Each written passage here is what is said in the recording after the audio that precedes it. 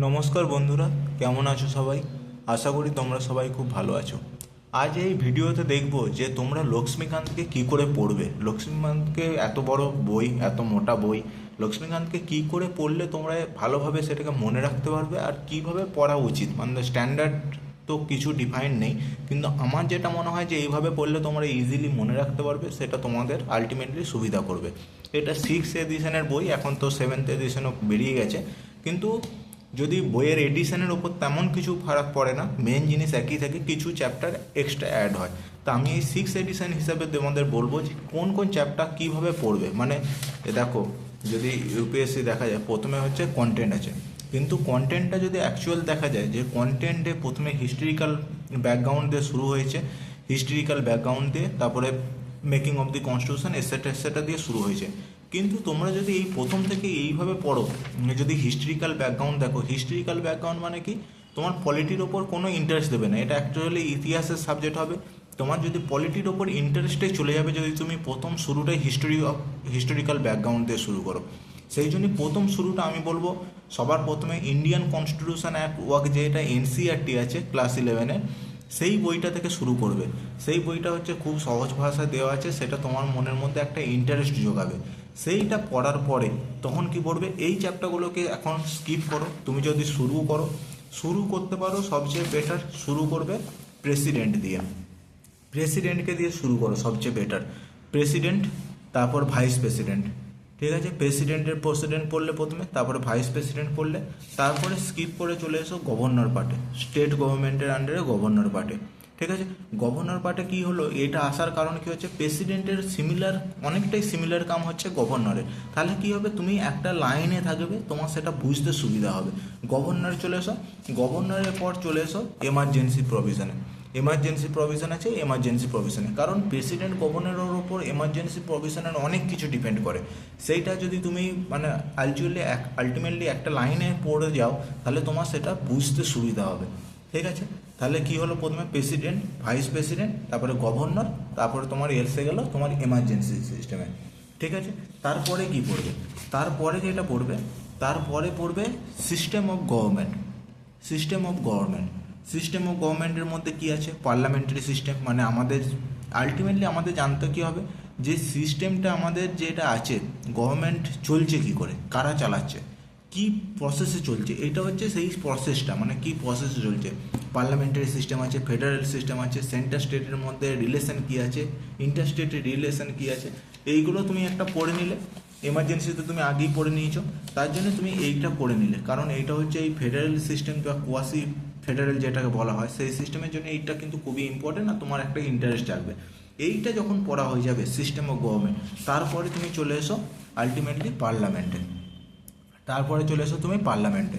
Parliament অনেক লম্বা chapter. Parliament যখন একবার পড়া হবে, তখন কি হবে, তখন পার্লামেন্টের পরে চলে এসো তুমি স্টেট লেজিসলেচারে।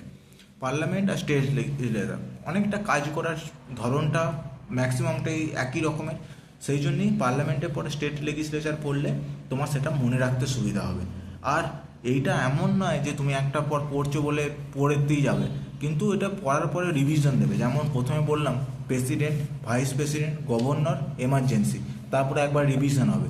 তারপরে রিভিশন হওয়ার পরে তারপরে আবার সেই তুমি সিস্টেম অফ গভর্নমেন্টে যাবে। সিস্টেম অফ গভর্নমেন্টে যাবে মানে হচ্ছে রিভিশনটা কিন্তু মাস্ট। এমন নয় যে একবার পড়ার পর দ্বিতীয়বার যখন পড়বে তখন সব কিছুই ভুলে গেলে, সব কিছুই নতুন, সেটা কিন্তু না। প্রথমবার পড়ার পর দ্বিতীয়বার এসে রিভিশন চলতে থাকবে প্যারালালি। ঠিক আছে, তাহলে পার্লামেন্ট স্টেট লেজিসলেচার হয়ে গেল। এবার পার্লামেন্ট স্টেট লেজিসলেচার হওয়ার পরে এটা তোমাদের জানতে হবে যে এরা তো করছে, এবারে এটা করার পরে যে ওইটাকে কন্ট্রোল কী করে করছে, চেক অ্যান্ড ব্যালেন্স কী করে হচ্ছে। কন্ট্রোল করার জন্য সবচেয়ে ইম্পর্টেন্ট জিনিস হচ্ছে যেটা হচ্ছে সুপ্রিম কোর্ট। সুপ্রিম কোর্ট পড়লে, সুপ্রিম কোর্ট পড়ার পরে চলে আসবে হাইকোর্টে। হাইকোর্টের পরে হচ্ছে এই ট্রাইব্যুনাল, সাবঅর্ডিনেট কোর্ট। এইগুলো কিন্তু একভাবে পড়বে, মানে একই লাইনে পড়বে, খাপছাড়াভাবে পড়বে না। খাপছাড়াভাবে পড়লে তুমি এই যে লিঙ্ক আছে একটার সঙ্গে একটা, সেটা তুমি হারিয়ে ফেলবে। সাবঅর্ডিনেট কোর্ট করলে, সাবঅর্ডিনেট কোর্ট পড়ার পরে এটা ছেড়ে দিলে। ঠিক আছে, তাহলে সুপ্রিম কোর্ট হলো, হাইকোর্ট হলো, ট্রাইব্যুনাল হলো, তারপরে হচ্ছে সাবঅর্ডিনেট কোর্ট। এইটা পড়ে নিলে, এটা পড়ার পরে কি পড়বে, এটা পড়ার পরে তুমি চলে এসো কিছু কনস্টিটিউশনাল বডি। কনস্টিটিউশনাল বডিজের মধ্যে ক্যাগ, কারণ ক্যাগ একটা ইম্পর্টেন্ট রোল ফলো করে। ক্যাগও একটা চেক অ্যান্ড ব্যালেন্স করতে খুবই ভালোভাবে সাহায্য করে। সেটা কি একটা লিঙ্ক পাবে, ক্যাগ চলে এসো। CAG attorney general, advocate general. কারণ attorney general, advocate general ultimate কাজ কি আছে, সুপ্রিম কোর্ট হাইকোর্টে গভর্নমেন্টকে রিপ্রেজেন্ট করা। তো ওইটা কিন্তু লিঙ্কে মানে একটা লাইনে পড়তে থাকো, তাহলে কিন্তু তোমার পড়াটা খুব সুবিধার লাগবে। ঠিক আছে, এইটা পড়ে নিলে ক্যাগের পর অ্যাটর্নি জেনারেল, অ্যাডভোকেট জেনারেল, তারপরে চলে এসো যেটা হচ্ছে পিএমএ, তারপরে হচ্ছে প্রাইম মিনিস্টার এসো। তারপরে প্রাইম মিনিস্টার পড়ো, প্রাইম মিনিস্টার পর central council of minister, cabinet committee যেগুলো আছে এগুলো একটা ওভারভিউ দিয়ে পড়ে যাও, ধীরে ধীরে পড়ে যাও। পড়ে যাওয়ার পর ক্যাবিনেট কমিটি, এইটা পড়ার পরে চলে এসো chief minister. Chief minister state council of মিনিস্টারে। ঠিক আছে, পিএম পড়লে পিএমের সঙ্গে লিঙ্ক করো চিফ মিনিস্টারকে, প্রেসিডেন্টের সঙ্গে লিঙ্ক করো গভর্নরকে। Chief minister, state council of minister, এটা পড়া হয়ে গেল। ঠিক আছে, এবারে চলে এসো কিছু কনস্টিটিউশনাল বডি, যেমন ইউপিএসসি। ইউপিএসসি পড়ার পর তুমি স্টেট পিএসসি পড়বে, স্টেট পিএসসি হয়ে গেল। তারপরে যদি তুমি ইলেকশন কমিশন পড়ো, ইলেকশন কমিশন পড়ার সঙ্গে কিন্তু তার সঙ্গে এইটাও পড়ে নেবে। ইলেকশন কমিশন পড়ার সঙ্গে সঙ্গে তোমার এই যে পলিটিক্যাল পার্টি, পলিটিক্যাল পার্টিতে কী কী মানে তাকে অ্যাপ্রুভ করার জন্য কী লাগে, কী কী ক্রাইটেরিয়া লাগে, পলিটিক্যাল পার্টি চলে এলো। পলিটিক্যাল পার্টির সঙ্গে এই অ্যান্টি ডিফেকশন ল, এটা কিন্তু খুবই ইম্পর্টেন্ট একটা anti defection law. Anti defection লটাকেও তুমি পড়ে নাও। ঠিক আছে, এটা হয়ে গেল। এবারে তুমি তারপরে পড়ো যে আলাদা যেগুলো আছে, যে আলাদা যেগুলো আছে সেগুলো কি আছে। এই ইলেকশন কমিশন তো হয়ে গেল। তারপর ফাইন্যান্স কমিশন, যেগুলো আলাদা কনস্টিটিউশনাল বডি আছে যেগুলো মিস হয়েছিল। National commission SC, national commission ST, এইগুলো পড়ো। এইগুলো পড়ার পর কি হচ্ছে, এইগুলো পড়ার পর চলে এসো তুমি ঘুরে প্রথম চ্যাপ্টারতে কনস্টিটিউশনাল বডি পড়ে নিলে। তারপরে এইখানেতে এসো কনস্টিটিউশনাল ফ্রেমওয়ার্কে।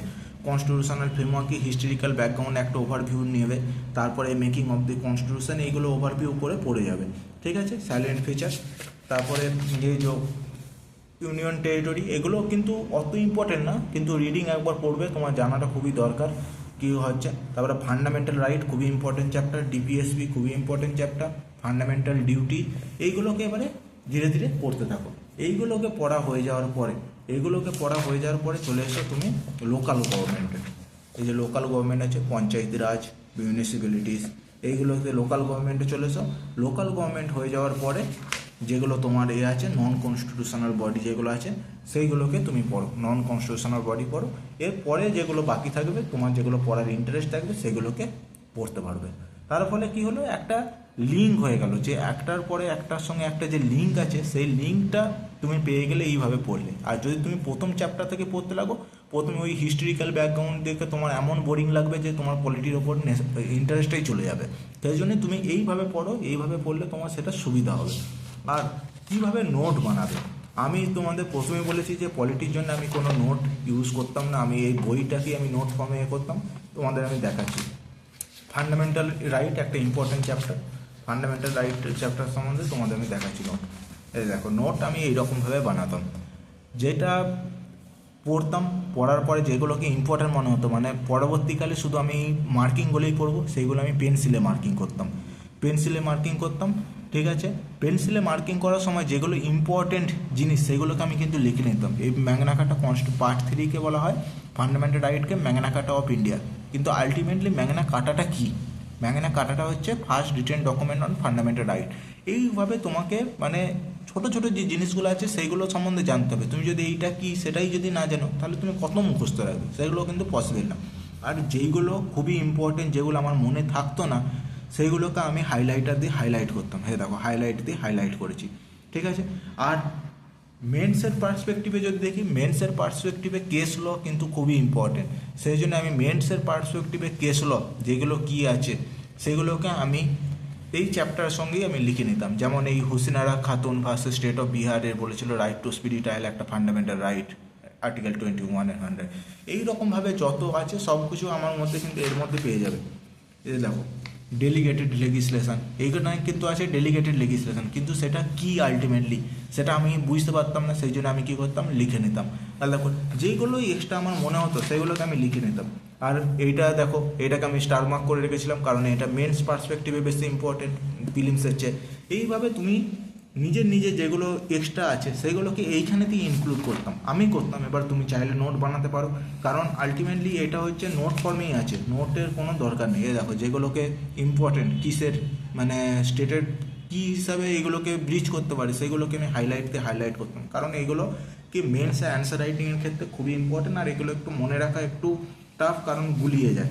এ দেখো রাগা বাজরন, এইখানে কিন্তু কেস ল কিন্তু খুবই ইম্পর্টেন্ট। কেস ল কিন্তু তুমি অ্যাড না করতে পারলে মেন্সের কিন্তু ভালো নাম্বার আসবে না। এই কেস লগুলোকে আমি চেষ্টা করতাম এইখানের মধ্যেই ইনক্লুড করে নেওয়ার, যত রকমের কেস ল আছে। তারপরে প্রসিজার এস্টাবলিশ বাই ল কি, procedure due process of law কি, এইগুলোকে দেখো এতটা পড়ে বোঝার থেকে আমি এটা শর্ট ফর্মে লিখে নিতাম, সেটা হচ্ছে আলটিমেটলি বেটার হতো। এরকম আমার জন্য প্রতিটা চ্যাপ্টার জন্য আছে, প্রতিটা চ্যাপ্টার। যদি ফান্ডামেন্টাল রাইট ডিপিএসপি দেখো, ডিপিএসপি কে কী বলেছিল, ইম্পর্টেন্ট একটা কি, ফান্ডামেন্টাল রাইটস আর কনস্টিটিউশনাল রাইটের মধ্যে পার্থক্য কী আছে, ঠিক আছে। এইগুলো কিন্তু সবই খুবই ইম্পর্টেন্ট, ঠিক আছে না। এইগুলো তোমাকে জানতে হবে, এগুলো জেনে তুমি যেমন খুশি করে তোমার মনের মতো করে নোট বানাতে পারো, সেটা কোনো অসুবিধা নেই। কিন্তু নোট তোমার কাছে হওয়া দরকার। বইটার অবস্থা খুবই খারাপ হয়ে গেছে, বাইন্ডিংটা খুলে গেছে, এত ওরা রিভাইজ হয়েছে। কিন্তু তুমি যা খুশি তোমার মন মতো করে করতে পারো। কিন্তু আমি দেখালাম যে আমার প্রসেস কি, আমি এই প্রসেসে করতাম, তোমরা এই প্রসেস চাইলে করতে পারো বা অন্য প্রসেস চাইলে ইউজ করতে পারো। কারণ লক্ষ্মীকান্তের কিন্তু যদি দেখি প্রতিটা লাইন ইম্পর্টেন্ট, তার মধ্যে থেকেও যতটা পারা যায় সেগ্রিগেট করা, সেটারই চেষ্টা করতাম। সেগ্রিগেট করতে যেগুলোকে পারতাম না মনে রাখতে সেগুলোকে হাইলাইট করতাম, সেগুলোর জন্য হচ্ছে হাইলাইট করে করে এটাকে যেতাম। আর ইম্পর্টেন্ট যদি দেখি, এই দেখো এটা যেমন সুপ্রিম কোর্টের চ্যাপ্টার, সুপ্রিম কোর্টের চ্যাপ্টার আর্টিকেল আছে, কিন্তু সমস্ত আর্টিকেল আমাদের মনে রাখা পসিবল না। সেইগুলো নিয়ে মেন যে ইম্পর্টেন্ট আর্টিকেল, যেমন 140-এ সুপ্রিম কোর্টের এস্টাবলিশমেন্ট হয়ে গেল, তারপরে 129-এ কোড অফ রেকর্ড, 131-এ হচ্ছে অরিজিনাল জুডিকশন, এইগুলো হচ্ছে 137-এ রিভিউ অফ জাজমেন্ট। এই যত ইম্পর্টেন্টগুলো আছে, 143-এ হচ্ছে power of president to consult supreme court, এইগুলো হচ্ছে ইম্পর্টেন্ট কিছু আছে। ইম্পর্টেন্টগুলোকে আমি চেষ্টা করতাম হাইলাইট করে নেওয়ার, নিজের কোনো কিছু মানে এই বইয়ের মাধ্যমে নোট বানিয়ে নেওয়ার। তার ফলে কী হয়, যেটা সুবিধা হয়। এমনকি তুমি যেটা আছে না নোট অ্যান্ড রেফারেন্স, এইখানে তো তুমি কিন্তু কিছু নোটস বানাতে পারো, কারণ অনেক সময় কেস ল এইখানেতেও থাকে, সেগুলোকে তোমাকে মানে ভেবে চিনতে পড়তে হবে। এইভাবে যদি পড়ো তাহলে আমি আশা করব যে তুমি খুব ভালোভাবেই করতে পারবে এটা। আর যদি তোমাদের বুঝতে অসুবিধা হয়, এইটা দেখো তোমার সমস্ত কিছু স্টেপ বাই স্টেপ লেখা আছে। প্রথমে প্রেসিডেন্ট, ভাইস প্রেসিডেন্ট, গভর্নর, তারপরে হচ্ছে emergency, system of government, parliamentary, মানে পুরো যেটা বললাম সেটাই লেখা আছে। তোমরা যদি গুলিয়ে ফেলো তাহলে এটার একটা স্ক্রিনশট পজ করে স্ক্রিনশট নিয়ে রাখতে পারো, সেটা তোমাদের আলটিমেটলি তোমাদেরকে হেল্প করবে। আশা করি তোমাদের বোঝাতে পারলাম যে কী করে লক্ষ্মীকান্ত পড়বে আর কীভাবে নোট বানাবে।